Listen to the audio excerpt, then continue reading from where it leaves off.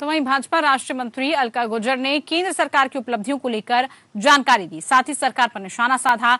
अलका ने कहा कि केंद्र सरकार सबका साथ सबका विकास की भावना से काम कर रही है। राष्ट्रीय पिछड़ा वर्ग आयोग को 2018 में पीएम मोदी ने संवैधानिक दर्जा दिया।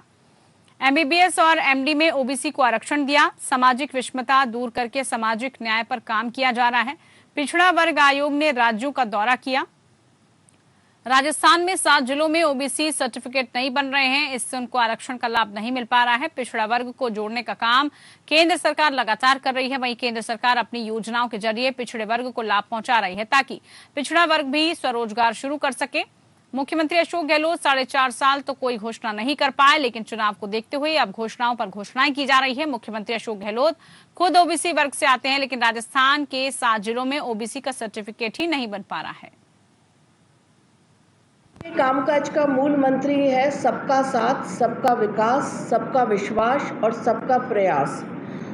ये संविधान की जो सामाजिक न्याय की अवधारणा है उसके अनुरूप कि जब तक इन वर्गों को विकसित राष्ट्र की परिकल्पना से जोड़ा नहीं जाएगा या विकसित राष्ट्र के विकास यात्रा में इन वर्गों का समावेश नहीं होगा, तब तक हम भारत को विकसित राष्ट्र की श्रेणी में लाने का स्वप्न भी नहीं देख सकते।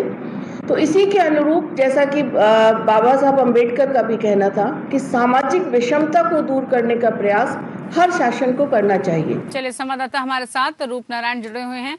रूपनारायण, अब तमाम कोशिशें की जा रही हैं जनता को जोड़ने की, लेकिन जिस तरह से ये कहा गया है और सरकार पर, राजस्थान सरकार पर यह आरोप लगाया गया है कि ओबीसी वर्ग के सर्टिफिकेट ही नहीं बन रहे हैं, ये क्यों हो रहा है और इसको लेकर क्या कुछ सरकार की तरफ से किया जा रहा है? जी पूजा, बिल्कुल बताना चाहूंगा कि राजस्थान के कुछ जिलों में जो है कुछ जातियों को ओबीसी का जो सर्टिफिकेट नहीं मिल रहा है। ये फिलहाल राजस्थान की वर्तमान सरकार में ही नहीं, ये पिछली सरकार में भी नहीं बन रहे थे।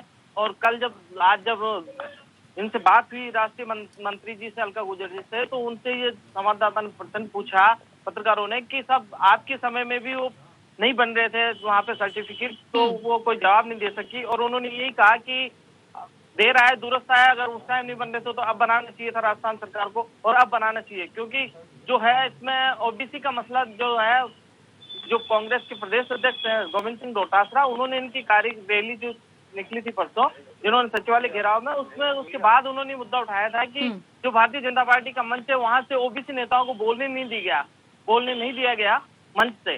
तो उसका पलटवार जो भारतीय जनता पार्टी ने यहाँ पे किया है, और मंत्री ने सीधा जो है ओबीसी का, क्योंकि ओबीसी एक बड़ा वर्ग है राजस्थान में और इनके जो है काफी संख्या में वोट है, तो वोट की राजनीति के चलते ये जो है मुद्दा फिर वापस जो है एक मुद्दा बनने जा रहा है कि ओबीसी में कहाँ क्या खामियां रही हैं ओबीसी के आरक्षण के लिए। वो सारी चीजें यहाँ पे वापस राजनीतिक रूप लेती नजर आ रही है।